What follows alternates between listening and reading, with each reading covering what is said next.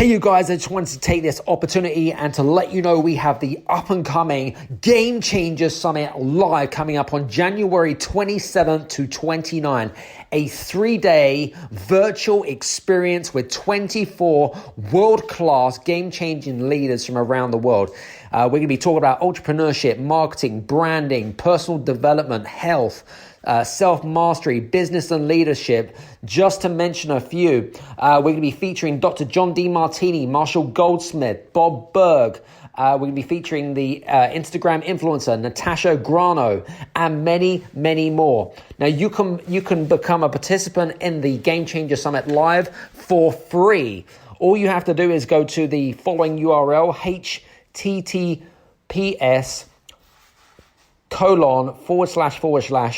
www.thegamechangersummit.com/sign-up-form. For more information, click on the link below, because honestly, this is probably the David versus Goliath of all summits. It is the summit of the year. See you soon, take care, and we'll see you there. This is the Game Changers Experience. Deep dive conversations with leading business disruptors, Olympic athletes, celebrities, entrepreneurs, and influencers from around the world. This show will teach you insights about the winning principles in mindset, productivity, marketing, branding, entrepreneurship, business strategy, and more. Hosted by productivity authority, business strategist, former elite athlete, author, and public speaker, Adam Strong. Hello, everybody, and welcome to the Game Changers Experience with myself, Adam Strong. And today we have a very, very special show. We have Dr. John DeMartini, ladies and gentlemen, in the house. Who is John? Well, if you don't know who John is a world-renowned expert in the field of human behavior. He has he's got over 40 different books, which are best-selling books, as well as being featured in the documentary The Secret as well. You know, for me, what I love about John is just his sheer amount of knowledge that he has, and you can learn so much from this gentleman. Yeah, welcome to the show, John. Thank you. Thank you for having me. Awesome. So I know that, interestingly enough, I know that we kind of did some stuff back in 2020 at the Game Changer Summit, which we'll talk a little bit later on.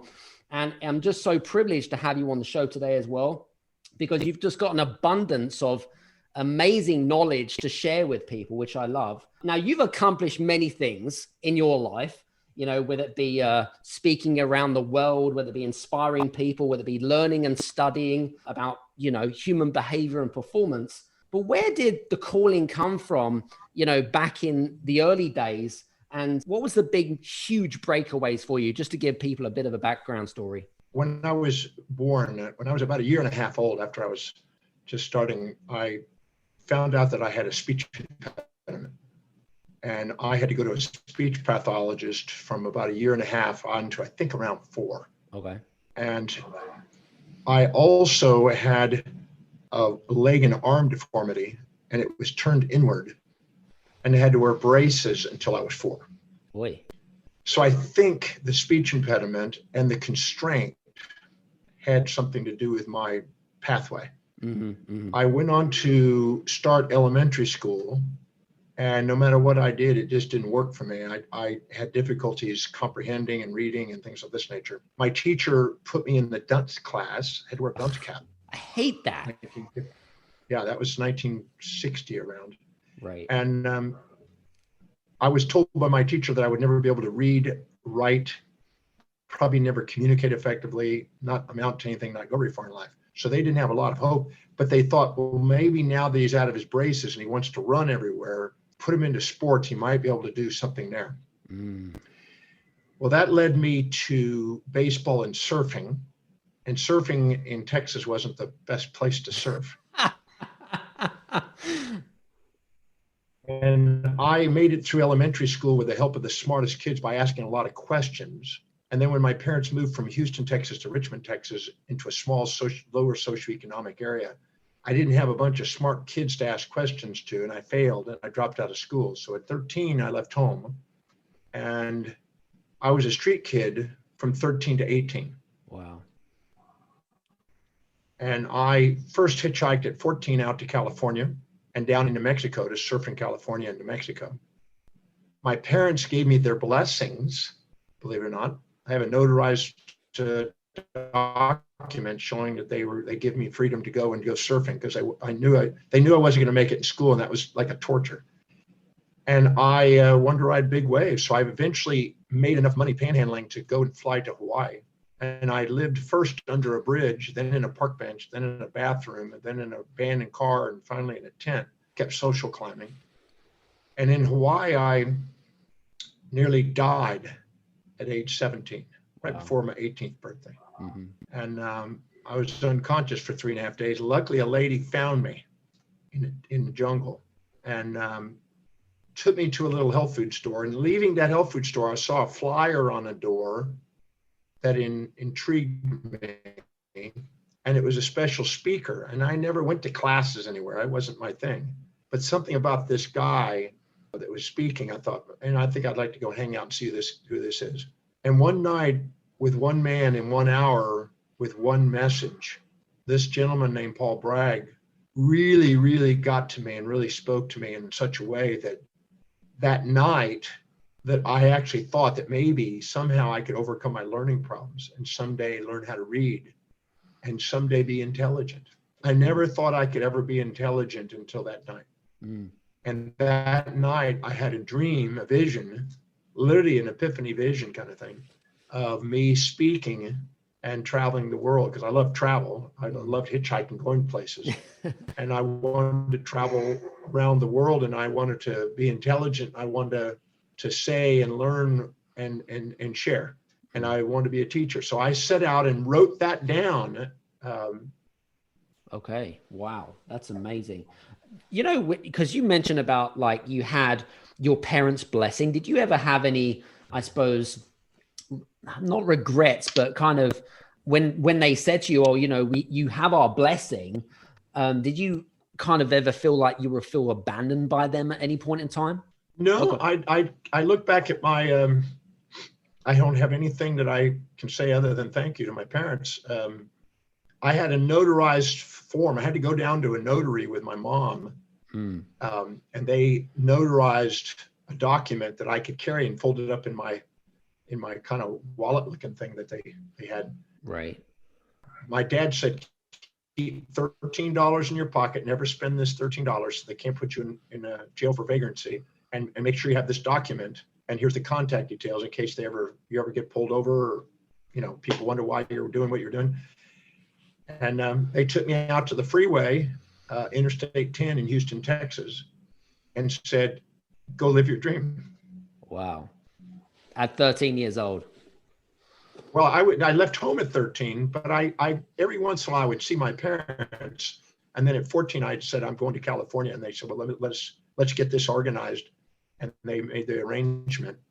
You know, my dad said that I've taught you everything you need to know. When I was 9, my dad made me pay $7.50 a week to stay at the house and pay for clothing, food, and rent, and work in the neighborhoods to try to learn how to be, you know, street smart, because he thought I'm never going to make it in school. So let's try to make him street smart, so at least he has, you know, skills to go out and make a living. Wow. And so I cleaned up when I was 9 years old. I was making the equivalent of about $45 a day, which would be around $600-700 a day today. When I was 9. And I had 9 employees working for me at the time, working and doing all the arts. So my dad was trying to get me to be an entrepreneur. He said, look, I've taught you what you need to do to survive out there. Go live. You want to go make it? Because I really did have some sort of capacity to go surfing and thought maybe I could make it in the surfing world. Now today, there's lots of money in the surfing world. There wasn't a lot of money in the surfing world back then. But so I went out and rode North Shore. And on my 65th birthday last year, I went out to the North Shore and surfed Pipeline and Lani Cay. That's cool, man. I love that.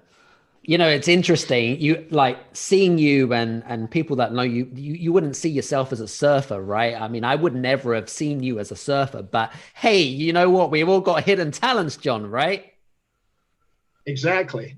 You know, I believe it or not, I used to surf. I lived at Iakai Beach Park most of the time. And Laird Hamilton was dropped off there and was sort of an abandoned child by his mom there. Right. And Bill Hamilton, who lived a couple doors down from Pipeline there, well, in front of Pipeline actually, saw him on the beach in the sand. I was sleeping up at the park, and down on the beach itself, this kid was sleeping, and that was Laird Hamilton. He became one of the biggest wave riders in the world. Mm-hmm. And so I grew up and hung out with some of the, big wave riders, and got into some movies. I got into 3 movies and some magazines, and also in a book called High Surf, Giant Surf. I got to have a chapter in there. So nice. I was a surf rat in the 60s and 70s. All good. So listen, guys, if you ever see, if you're going to go and look at some new books, right, make sure that you go seek out John's chapter in the surfing books. By the way, do you know the title of the book? High Surf. High Surf. Okay, guys, go seek it out. Right? High Surf by Tim Baker. There you go. High Surf by Tim Baker. Make sure you go seek that out. I surfed with Tim Baker in Australia. We went surfing together. Fantastic. Do you know what? I never knew that about you, by the way. I just wanted to point that out to you. That's so cool. So interestingly enough, because I know that there's a lot of, I suppose the world's upside down at the moment, but I wanted to kind of talk to you a little bit about forces. There's a lot of internal forces, there's external forces, okay? And most of these can sometimes feel like we're not in control of our life, okay? How can we become more consciously aware about how to manage those forces, and how can we fix them? Well, there's 3 things you have control over. Mm-hmm. Perceptions, decisions, and actions. That's it. Anything outside that is delusional. You have control over your perceptions, decisions, and actions. And no matter what happens out there, no matter what happens in the world, if you ask a simple question, how specifically is what's happening right now helping me fulfill my mission? How does it help me fulfill what I believe is most important, most fulfilling, most meaningful, most inspiring in my life? Mm-hmm. And don't say it's not. Don't say I don't know. Don't stop and say, well, I'm a victim of history. Mm-hmm. Ask yourself, how specifically is what's happening helping me fulfill my highest value? If I do that, and I discover the answer to that, I will see it on the way, not in the way. And I will realize that whatever is happening is not what's in controlling me. It's my perception, decisions, and actions as a result of that. So you want to make sure that you ask yourself quality questions. How specifically is whatever's happening in my current reality helping me fulfill what's most important to me in my life right now? Right. You have control over 2 things, really, when it comes to, as I said, perception, decision, action, those 3. But anytime you're doing an action, you have control over what's priority. Mm-hmm. So if you prioritize what you're doing and you fill your day with the highest priority action that inspires you, your day doesn't fill up with low priority distractions that don't, and you maximize your action potential on a daily basis. If you can take your motor and prioritize that, and you can take your sensory input, whatever you experience, and link it to whatever is highest on your value, you're now prioritizing your perceptions. Mm-hmm. And when you make a decision to either prioritize your perceptions or actions, you have control over your destiny. Because then it doesn't matter what goes on out there. Mm-hmm. This is what Viktor Frankl did in the concentration camps. When everybody else was dying, he survived because he asked, how's it helping him and how's it giving meaning to him? And so by taking command of your perceptions, decisions, and actions, you can pretty well take anything that goes on in the outer world and turn it into an opportunity. Absolutely. I completely 100% agree with you. What I was going to say, and this, do you know what? This is I suppose this is kind of a personal question in a way, because I know that there is a lot of mental illness out there, people that suffer from depression and, stress, and, and a family member of mine, she suffers from, my mum, believe it or not, she suffers from depression. And I wanted to really talk about why people cannot discover what their life's purpose is. I'm a big believer that if you discovered your life purpose, then, you're not going to be as depressed. But people seem to be stuck, right? And, with everything that goes on in the world, and, where is it that people need to seek to try to fulfill that potential? Well, your life demonstrates what you value. Mm-hmm. You have a hierarchy of values, a set of priorities, things that are most important to least important in your life, that your life demonstrates. So if you did a hovering drone over you and watched you for 24 hours a day for about a year, you would see that you have a pattern in your behavior. Mm-hmm. You would find out that there are certain things you spontaneously do that nobody has to remind you to do that you love doing. And there'd be other things you feel like you have to do and got to do and should do. And identifying what it is that's highest on your value by looking at what you fill your space with, what you spend your time on spontaneously. What is it that energizes you? Where is your money really going? Because that tells you what you value. What is it that you're most organized in? What is it you're most disciplined in? What are you thinking about, visualizing, and internally dialoguing with yourself about how you want your life to be that shows evidence of coming true? What do you want to converse with other people about most? What do you keep bringing the conversation to? What inspires you and brings tears to your eyes and inspiration? What is the most consistent goals that you've been persisting and that it's making progress and you see it? And what exactly is it you love learning about, studying about, reading about? If you look at what's the common denominator in those questions and look objectively at what your life demonstrates, it's smacking you in the face. Yeah. But what we do is we can look at that, and I can see that in people, and it's not hard to identify. But now they're confronted by this fear. They're confronted by, am I intelligent enough? Will I succeed at it? Will I make money at it, or will I lose money doing it?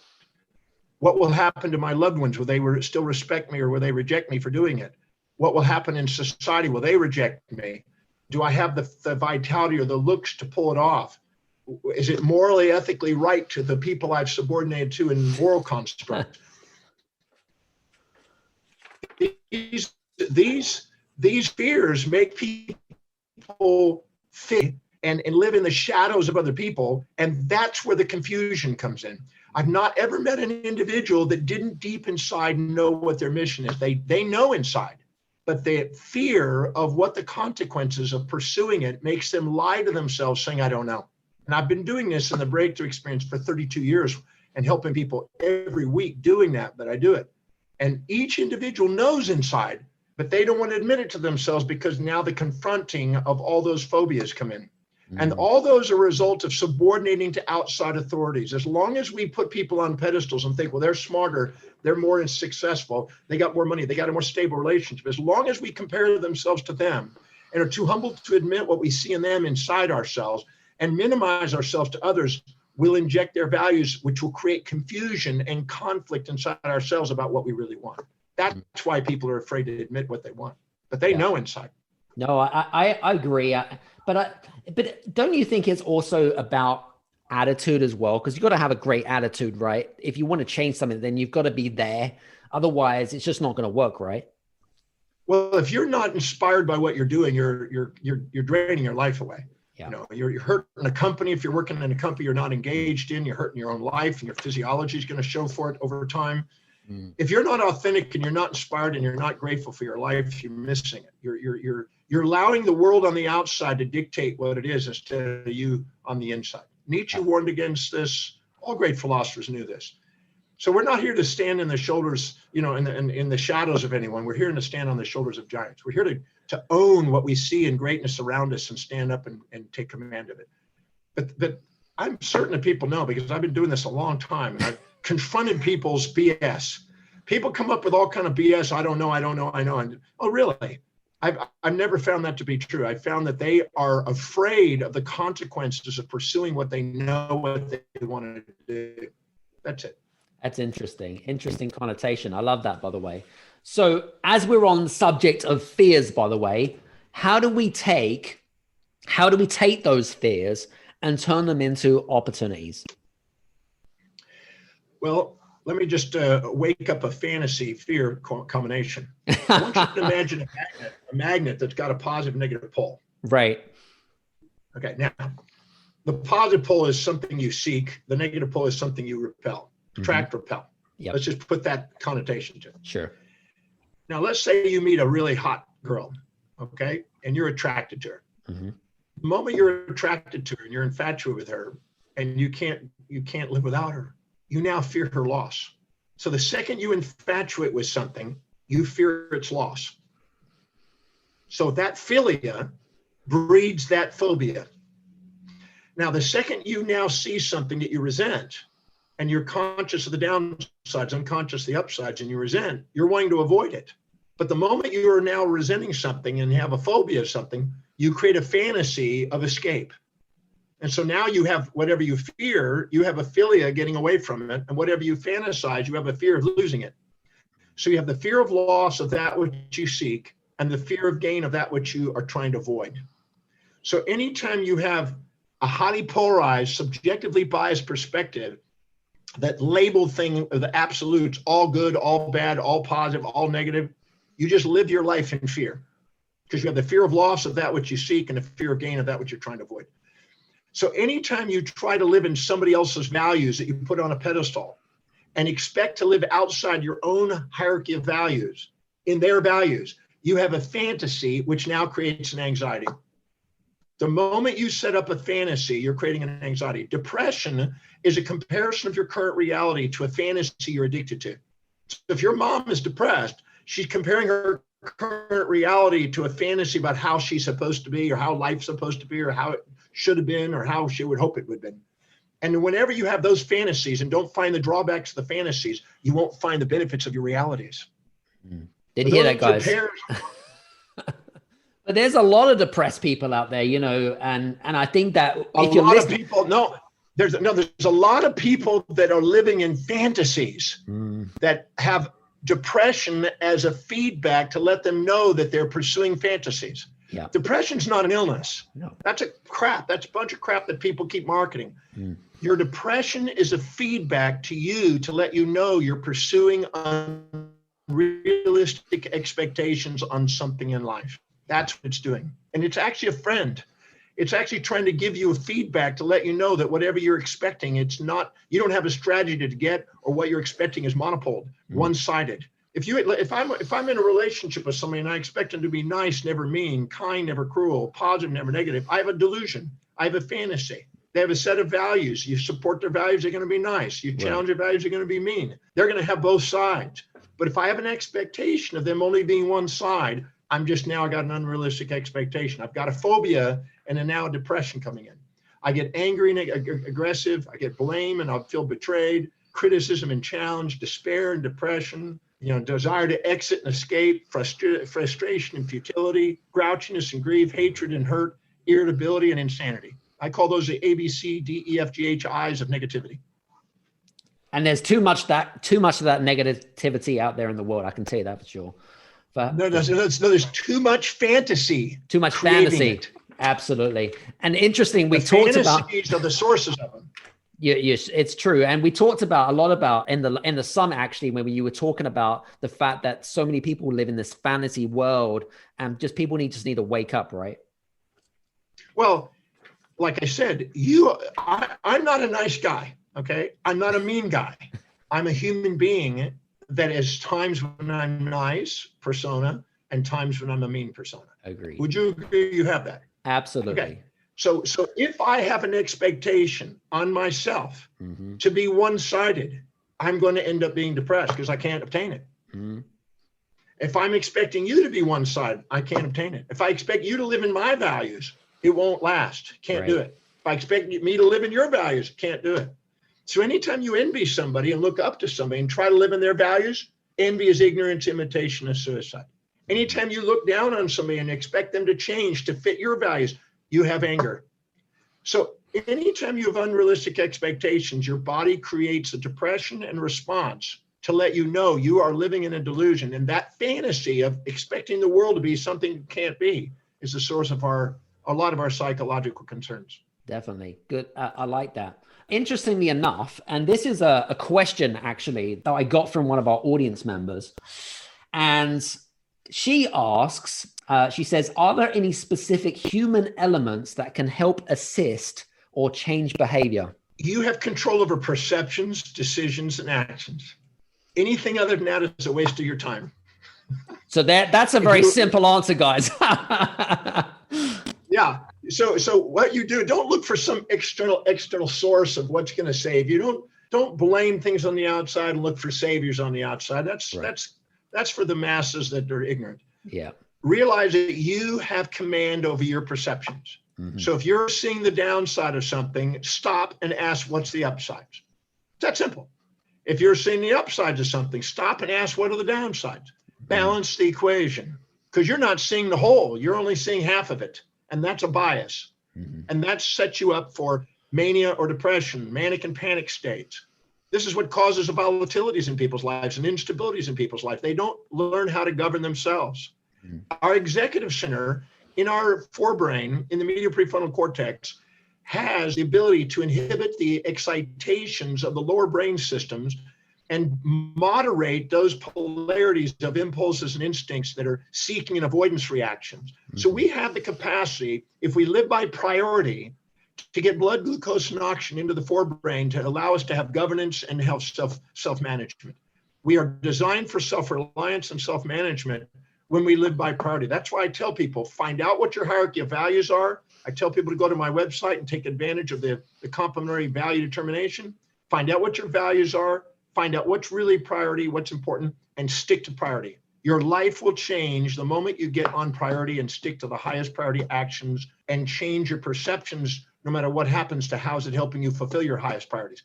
When you do, your executive center comes online, it moderates the volatilities of emotions, the amygdala's impulses and instincts that are distractions, and allows you to be self-governed and grateful for your life because you see life on the way, not in the way. Yeah, good point. Love it. Good answer.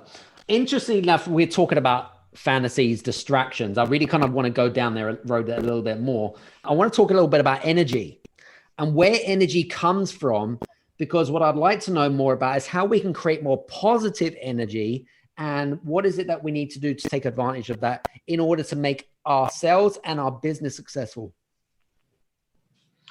Well, your energy automatically goes up the moment you're living by priority. You just think about your day. When you feel like you got the top highest priority things done, your energy goes up. You feel like you've accomplished something. You feel confident. Your self-worth goes up. You feel that you're resilient, adaptable, and you're able to manage. But if you do things that are low on priority and you feel like you're putting fires out, you didn't get what the priorities are done for the day, man, you're a bear when you get home.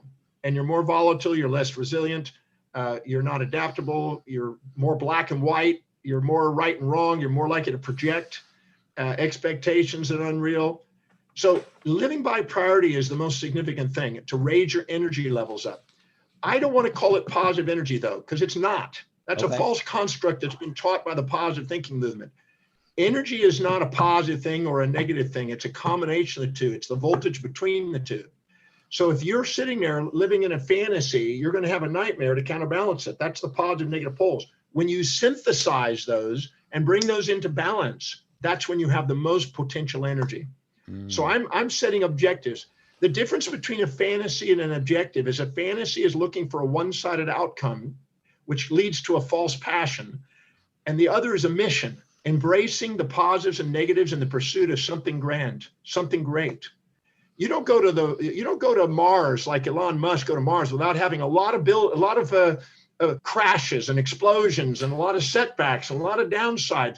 You don't get there. So if you're not sitting there and anticipating what are the challenges and mitigating the risks and getting objective and balancing out your equation, you're not prepared for reality. You keep setting up fantasies, and that will end up draining your energy because you keep expecting the world to match a fantasy. It doesn't. The more you're addicted to one side, the other one smacks you. But when you're prepared for both sides of life, if I'm in a relationship and I'm prepared for both the supportive and the challenging, the nice and the mean, I'm prepared for a real relationship.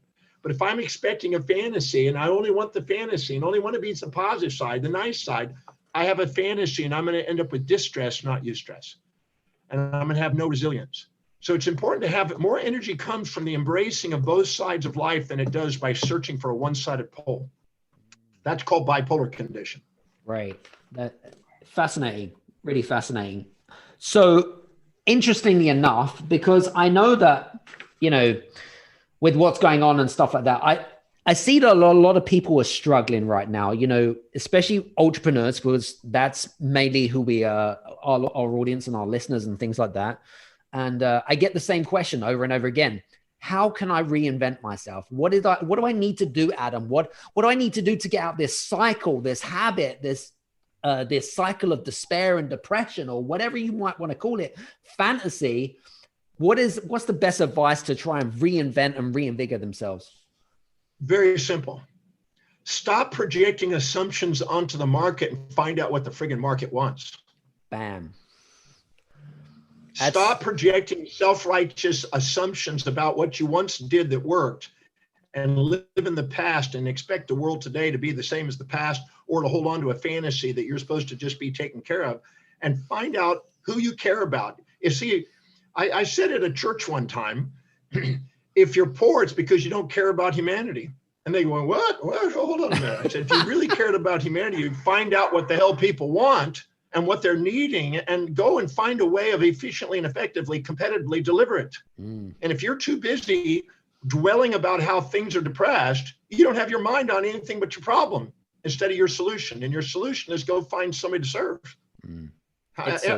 Think about this. When you're doing this interview right now, and you're thinking about the people that you're bringing a message to, and you're thinking about the questions, are you depressed? No, you can't be focused on depression, and because depression is a comparison of your life to a fantasy.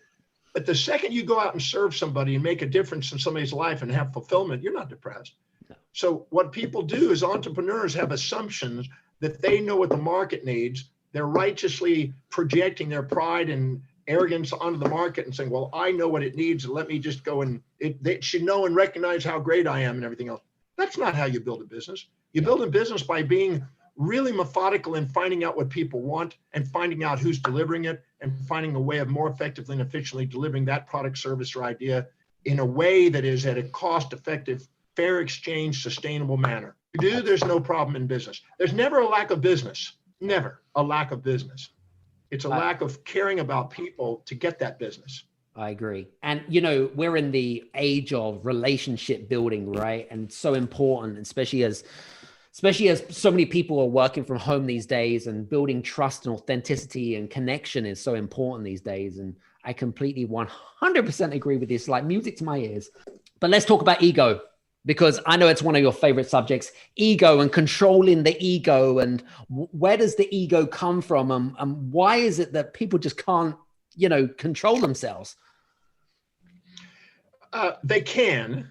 What happens is they're confused in who they are. See, anytime you look down on somebody and puff yourself up with arrogance, you're exaggerating yourself with pride, and that's not authentic. Anytime you minimize yourself and envying somebody and looking up at a pedestal on them or putting them on a pedestal and minimizing yourself, that's not authentic. Right. But the second whatever you see in them is inside you, and you level the playing field, and you realize that whatever you see in them, you now level the playing field and end up being authentic. So reflective awareness and introspection is essential for authenticity. And so if you go in there and think you're better than others, you'll project your values onto them and expect them to live in your values, and they can't. And if you minimize yourself, you'll expect yourself to live in their values, and you can't. Both of them are futile. But if you actually look and reflect, that's why I say, what is it that I see in others, and where is it inside me? And I own that trait. If I'm too proud or too humble to own the traits that I see in others, I won't have respect and reflection. So I first got to go in there and balance out the playing field, because otherwise you can't have equanimity within you, and you can't have equity, which is the key to transactional fair exchange and sustainability. Right. So first look at what you see in others and find out where it is inside you so you can relate, because otherwise you can't relate to them. There's no connection to them. Then respect them enough to find out what their needs by valuing their values, not making their values wrong, finding out what they value, and then finding out where it overlaps with your values, finding your niche, and then filling that niche. Love it. Very cool. Very good.